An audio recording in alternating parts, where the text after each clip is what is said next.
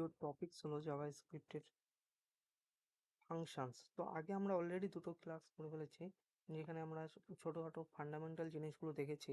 তো আজ থেকে আমাদের একটুখানি অ্যাডভান্সে যাচ্ছি, যেখানে ফাংশন আমরা প্রথম দেখতে চলেছি। তো ফাংশনকে দেখবার আগে, তো এতদিন আমরা কিভাবে কোড করে আসছিলাম, তো এখানে এসে করে আসছিলাম HTML ফোল্ডারের মধ্যে। বাট আজ থেকে আমরা স্ক্রিপ্ট আলাদাই একটা ফাইলের মধ্যে করব, যার এক্সটেনশন হবে .js। অর্থাৎ ফাইলের নাম যা ইচ্ছা তাই হতে পারে, বাট তার এক্সটেনশন হবে .js। অ্যান্ড আমরা কোডকে টার্মিনালের মাধ্যমে রান করব। ওকে, তাহলে আপনারা কিভাবে টার্মিনালের মাধ্যমে কোডকে রান করতে পারেন? তো তার জন্য ফার্স্ট অফ অল Node.js আমাদেরকে ডাউনলোড করে নিতে হবে। তো Node.js ডাউনলোড করার জন্য প্রথমে Node.js লিখে ব্রাউজারে সার্চ করলে প্রথমে পেয়ে যাবে Node.js অফিসিয়াল ওয়েবসাইট। তো Node.js এর অফিসিয়াল ওয়েবসাইটে এখানে দেখতে পাচ্ছ ডাউনলোড। তো ফার্স্ট এটাকে ডাউনলোড করে নেবে, দেন ডাউনলোড উইন্ডোজ ইনস্টলার।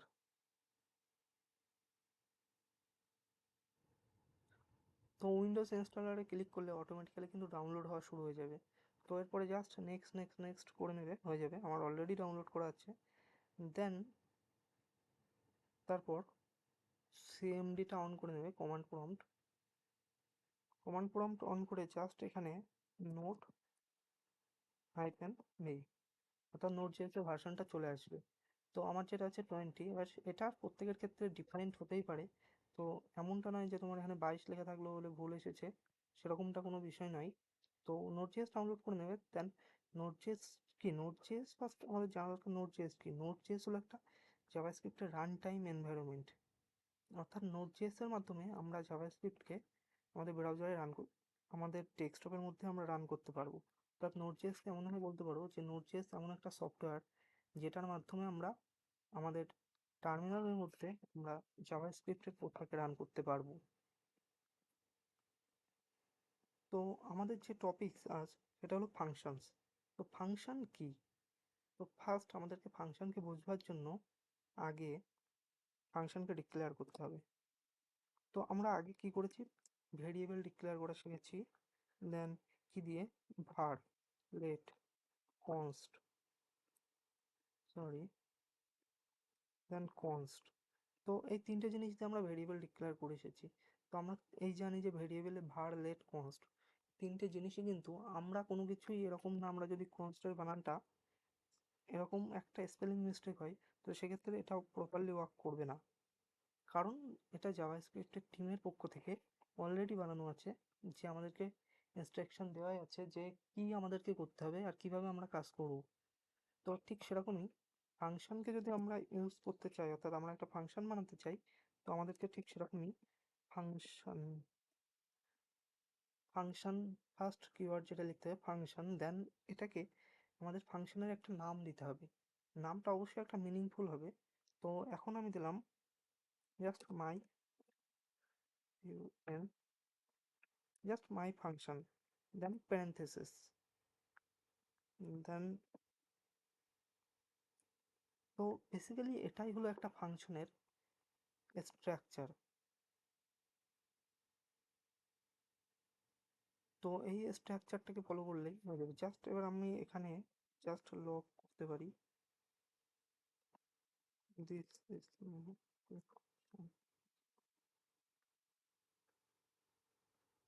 সো যদি আমরা পোর্ট ইউজ না করি, তো সেক্ষেত্রে এটা একটা ভেরিয়েবল হিসেবে ডিক্লেয়ার হয়। আর ভেরিয়েবল যদি অলরেডি আমরা ডিফাইন না করে থাকি, ইরর খাই।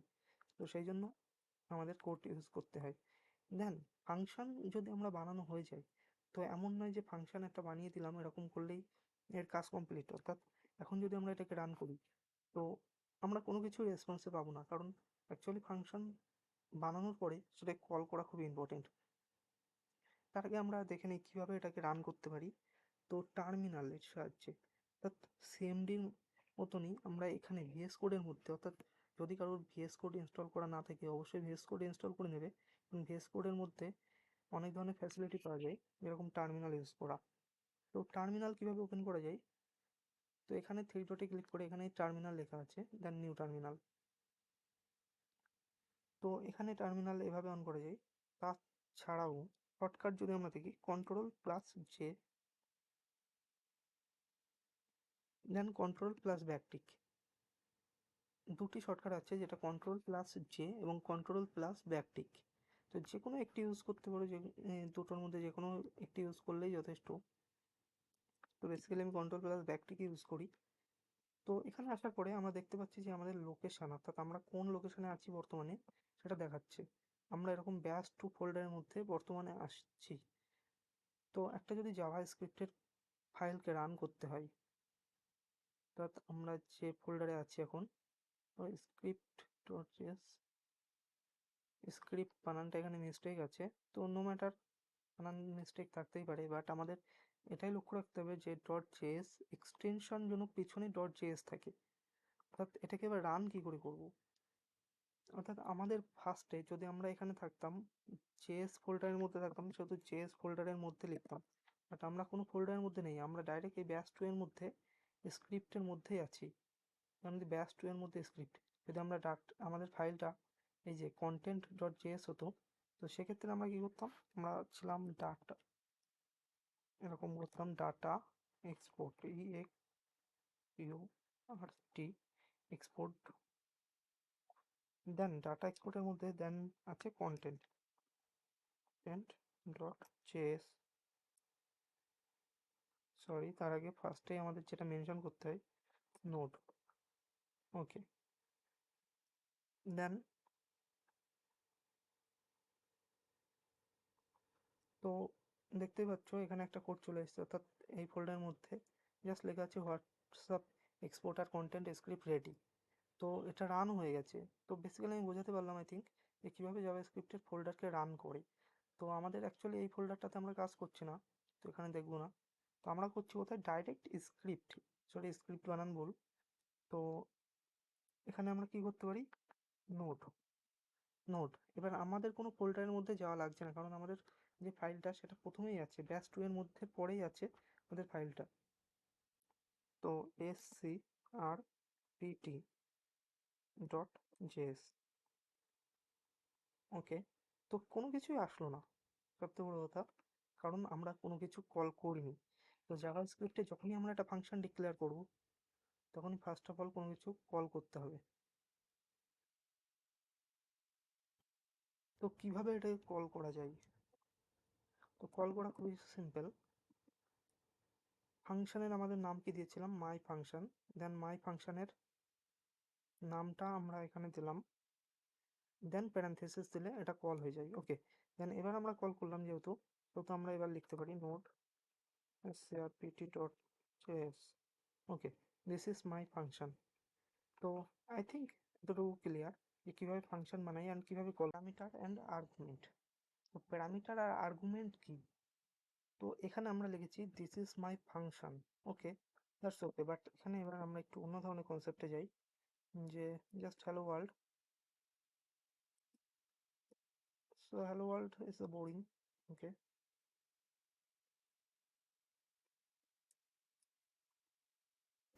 ওয়েলকাম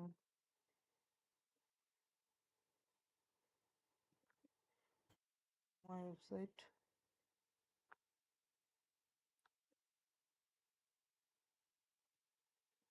জাস্ট দিলাম my name, just my name, and এখানে আমরা কোনো কিছুই দেবো না, দেন ডাইনামিক ভ্যালু অ্যাড করে দেবো। কীভাবে ডাইনামিক একটা ভ্যালু অ্যাড করে দেবো, তো সেটাই এখন মেন বিষয়। তো মাই নেম ইজ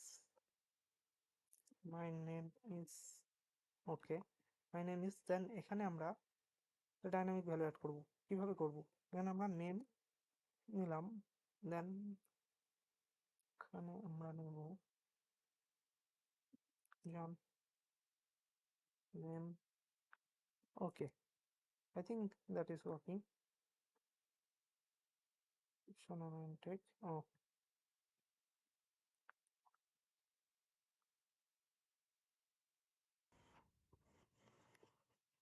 তো দেন এবার আমরা এটাকে রান করে দেখতে পারি, যে রান করার সিস্টেম কি, note scrpt dot,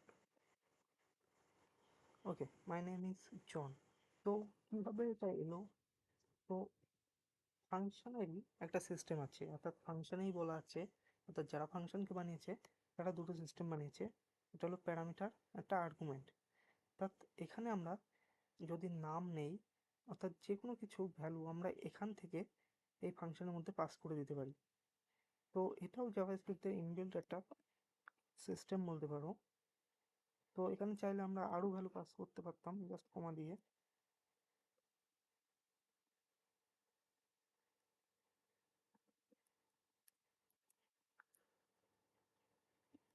sorry, plus.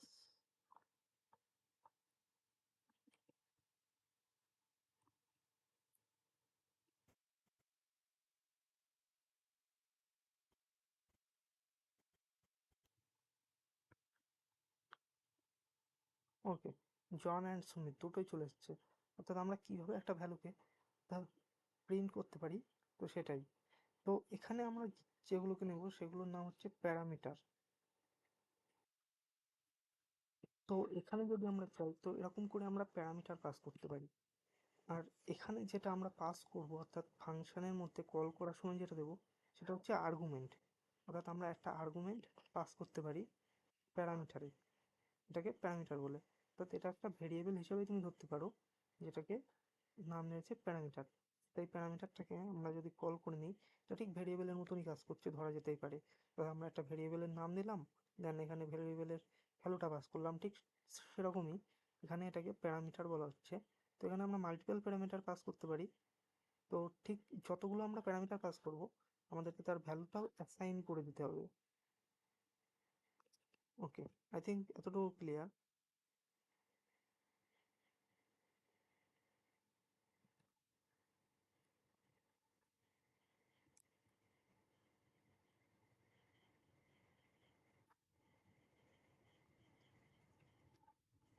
তো মোটামুটি তাহলে আমাদের ফাংশনের বেসিকটা হলো।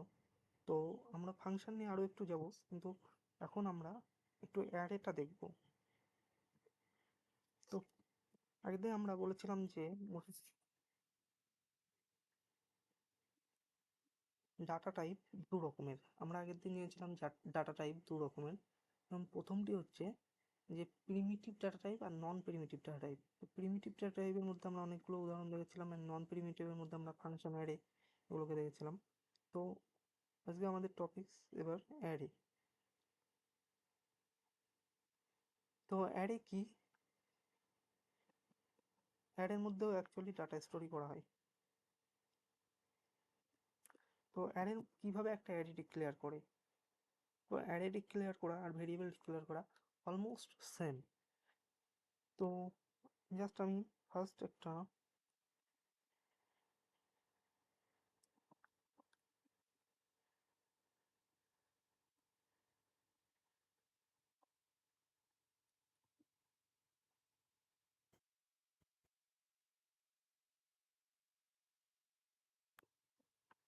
জাস্ট এতটুকু, সরি স্টপ, জাস্ট এতটুকুর মাধ্যমে আমরা একটা অ্যারেকে ডিক্লেয়ার করে দিতে পারি। তো এবার আমরা এর মধ্যে কমা দিয়ে দিয়ে যত ইচ্ছা আমাদের ভ্যালু আমরা এর মধ্যে অ্যাড করতে পারি, অর্থাৎ একের বেশি। কিন্তু যত ভ্যালুকেই আমরা অ্যাড করব, সেগুলোকে আমরা কোডের মাধ্যমে, অর্থাৎ ডবল কোড কিংবা সিঙ্গেল কোডের মাধ্যমে সেটাকে সেপারেট করব, একটা ভ্যালু থেকে একটা ভ্যালু। দুটো ভ্যালুকে আলাদা আলাদা সেপারেট করার জন্য আমরা জাস্ট একটা করে কমা ইউজ করব। যদি আমরা কমা ইউজ না করি, সেক্ষেত্রে এরর চলে আসবে, দেখা যাচ্ছে। ওকে, তো এবার আমরা ভ্যালুটাকে তো স্টোর করলাম। তো অবশ্যই মনে হচ্ছে যে এরকম 3-4টে করে ভ্যালু এরকম স্টোর করার কি দরকার, অ্যারে বানানোর কি দরকার? তো হ্যাঁ, প্রতিটা ছোট ছোট জিনিসেরই আমাদের খুবই গুরুত্বপূর্ণ, কারণ এই প্রতিটা ছোট ছোট জিনিস মিলেই একটা বড় প্রজেক্ট কিন্তু তৈরি হয়। আর যখনই বড় প্রজেক্টে আমরা এই বেসিক জিনিসগুলোকে ইগনোর করে দেবো, দেন সেক্ষেত্রে আমরা বড় প্রবলেমের মধ্যে পড়ে যাবো, এমন ছোট ছোট প্রবলেম যেগুলোকে আমরা সলভই করতে পারবো না। তো এই অ্যারে অ্যারে হচ্ছে খুব একটা ইম্পর্টেন্ট, ভেরি ইম্পর্টেন্ট একটা জিনিস বলে বলা যেতেই পারে। কারণ 80% অ্যারে যদি তুমি জানতে পারো, তো আমার মনে হয় তো অ্যারে যে একদমই সহজে জেনে যাবে। তো তার ক্ষেত্রে তো জাভাস্ক্রিপ্ট খুবই সহজ। তো অ্যারেকে কিভাবে আমরা ভ্যালুকে অ্যাক্সেস করতে পারি? অ্যারের ভ্যালু অ্যাক্সেস করা খুবই সিম্পল।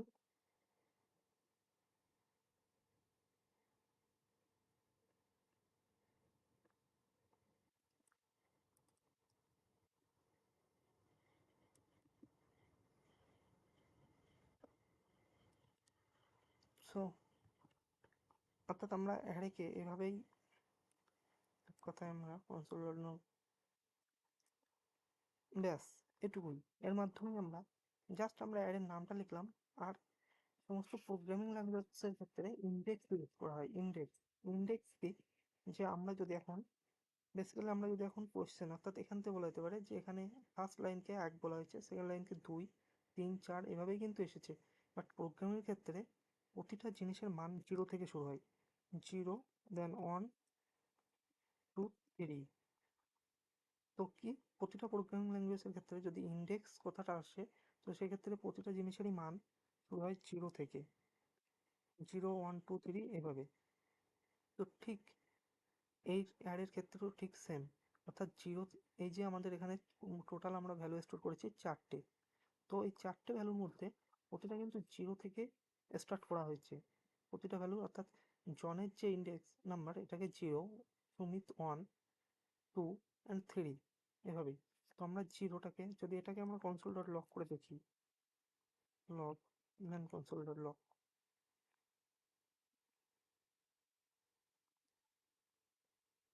ওকে, দেন আমরা পেয়ে গেছি জন। কারণ 0 এটার মান যেটা আসছে ইন্ডেক্স ভ্যালু 0। এবার যদি আমরা জ্যাস্ক বলে যেটাকে আমরা এটাকে প্রিন্ট করার চেষ্টা করি, তো সেক্ষেত্রে কত আসবে? 0, 1, 2, 0, 1, 2। মানে এবার যদি প্রিন্ট করি তো চলে এসেছে। তো ঠিক এরকম আমরা যত ভ্যালু স্টোর করবো সেক্ষেত্রে 0 থেকেই স্টার্ট হবে। I think that's clear. খুবই সহজ কিভাবে একটা অ্যারে ভ্যালুকে আমরা প্রিন্ট করতে পারি। অ্যারের ভ্যালুকে প্রিন্ট করা একদম ইজি। যে কনসোল, আমরা সবসময় জানি যে কনসোল ডট লগ দিয়ে অ্যারেটার নাম দেবো, দেন ব্র্যাকেট 0, অর্থাৎ তার ইন্ডেক্স নাম্বারটা আমরা পাশে লিখে দেবো, তাহলেই সেটা প্রিন্ট হয়ে যাবে অটোমেটিক্যালি। এবার আমরা যদি চাই যে একই পর পর প্রতিটা ভ্যালুকে প্রিন্ট করবো, আমরা শিখে এসেছিলাম এর আগের ভিডিওতে, অর্থাৎ এর আগের ক্লাসে আমরা দেখে এসেছিলাম ফর লুপ সম্পর্কে। তো ফর লুপ কীভাবে কাজ করে?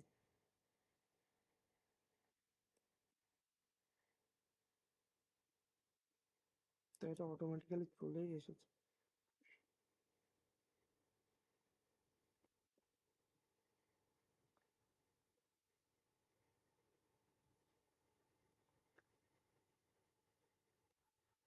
So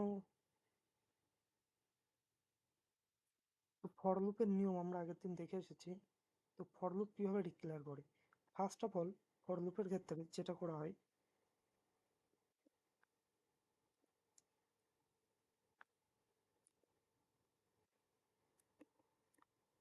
so first of all for লুপের ক্ষেত্রে একটা ভেরিয়েবল ডিক্লেয়ার করা হয়।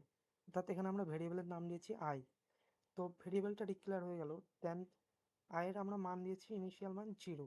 দেন এবার আমরা কন্ডিশন দিয়েছি। কন্ডিশন কি, যে আই অর্থাৎ এটার মান 0, 0, দেন লেস দেন মাই অ্যারে ডট লেন্থ, অর্থাৎ মাই অ্যারে ডট লেন্থ। এখানেই একটা বোঝবার জিনিস আছে, তো আমরা এটাকে কমেন্ট আউট করলাম। মাই অ্যারে ডট লেন্থ অর্থাৎ এটার কাজ কি? ফার্স্ট অফ অল আমরা একবার লক করি। লেন্থ কথাটা থেকে আমরা কি বুঝতে পারি? লেন্থ, লেন্থ মানে হচ্ছে এটা শেষ পর্যন্ত, অর্থাৎ এখানে কটা ভ্যালু আছে সেটা আমরা লেন্থের সাহায্যে দেখতে পারি। যদি এটাকে আমরা রান করি,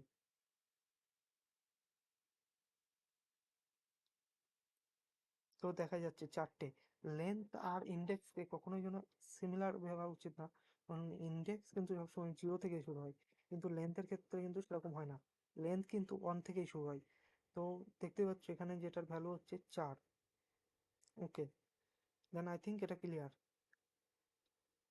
তো আমরা অ্যারে ডট লেন্থ আমরা দেখতেই পাচ্ছি যে 0টা আমাদের লেন্থের থেকে ছোট। যত সময় ভ্যালুটা ট্রু হবে তত সময় আয়ের মানটা 1 করে বাড়বে। আর আমরা লুপের আগে লুপটা আমরা দেখেছিলাম যে আমরা যদি লুপ থেকে আমরা কীভাবে 0, 1, 2, 3, 4 করতে পারি, অর্থাৎ আয়ের মানটা 0টা 1, 2, 3, 4 এভাবে প্লাস করতে পারি। তো আমরা জানতাম যদি এখানে আমরা আই, সিম্পলি আইটাকে প্রিন্ট করি মাই অ্যারে না দিয়ে, ওকে, দেন তো দেখতে হচ্ছে 0, 1, 2, 3, 4 চলে এসেছে। অর্থাৎ যদি অ্যারে ডট লেন্থ এটার মান হচ্ছে 4, আর আমরা কন্ডিশন দিয়েছি 0 থেকে যদি 4 আর বড় হয়, অর্থাৎ 0 থেকে যদি 4 বড় হয়, অর্থাৎ 4 থেকে যদি 0টা ছোট হয়, যত সময় ছোট হবে তত সময় আয়ের মানটা প্লাস প্লাস করবে। অর্থাৎ 4 থেকে যদি 0-র মান ছোট হয় 0, এটা একদম ট্রু। অর্থাৎ ফার্স্টের বার যখনই 4 থেকে চেক হলো, হ্যাঁ 4-এর থেকে 0 ছোট, ট্রু, 0 প্রিন্ট হলো, প্রথমে প্রিন্ট হয়, দেন তারপরে 1, তারপরে 2, 3, 4, যখন করতে করতে 4 পর্যন্ত আসলো। তো এটা আমরা দিয়েছি যে যত সময় ছোট হবে, বাট আমরা যদি এরকম দিতাম যে ইকুয়াল, এখানে ইকুয়াল দিয়ে দিতাম, অর্থাৎ ছোট কিংবা সমান, সমান যত সময় হবে পুরো, অর্থাৎ যত সময় 4 পর্যন্ত আসছে না তত সময় পর্যন্ত প্রিন্ট হবে।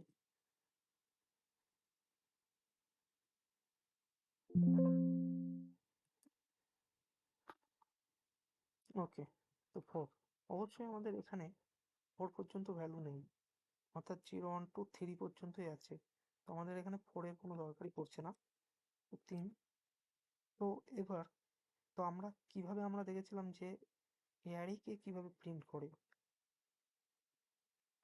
অর্থাৎ অ্যারেকে প্রিন্ট করার জন্য আমরা দেখেছিলাম জাস্ট অ্যারের এখানে অ্যারের নেম, দেন এটার মধ্যে ইন্ডেক্স নাম্বার, অর্থাৎ আমরা যদি এটা এইখানে যে একটা প্রিন্ট হয়েছে এটা এর মধ্যে পড়ে দিলাম, দেন 2টা এরকম দিয়ে দিলাম, দেন ঠিক 3টা এরকম দিয়ে দিলাম, তো সেক্ষেত্রে তার মানে আমরা ভ্যালুগুলোকে অ্যাক্সেস করতে পারছি, জন, সুমিত এদের ভ্যালুগুলোকে আমরা অ্যাক্সেস করতে পারছি। তো এই একই কারণের জন্য আমরা কি করেছিলাম, যেহেতু আই এর মধ্যেই 0, 1, 2, 3, 4 এই ভ্যালুটা পাওয়া যাচ্ছে, তার জন্য মাই অ্যারে আই। ওকে,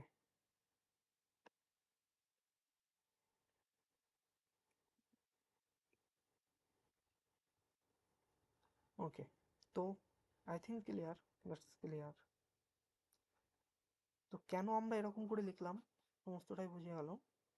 তো আপাতত এটুকুই, এই অ্যারেটা প্রিন্ট করাটা একটু প্র্যাকটিস করা উচিত, কারণ এটাই অনেক জায়গায়, অনেক ক্ষেত্রে জাভাস্ক্রিপ্টের প্রচুর জায়গায় আমরা এরকম সম্মুখীন হব যখন আমাদের এরকম ভ্যালুকে প্রিন্ট করতে হবে। তো আজকে এই পর্যন্ত থাকছে, দেখা হচ্ছে পরের দিন। আজকের ভিডিওটাই হয়তো একটু কোয়ালিটিটা কম হতে পারে এবং অডিওটা একটু আস্তে শোনা যেতে পারে, তো আই থিঙ্ক নেক্সট দিন থেকে আমরা বেটার কোয়ালিটির অডিও অ্যান্ড বেটার কোয়ালিটির ভিডিও অর্থাৎ এইচডি ফরম্যাটে নিয়ে আসার চেষ্টা করছি। তো থ্যাংক ইউ।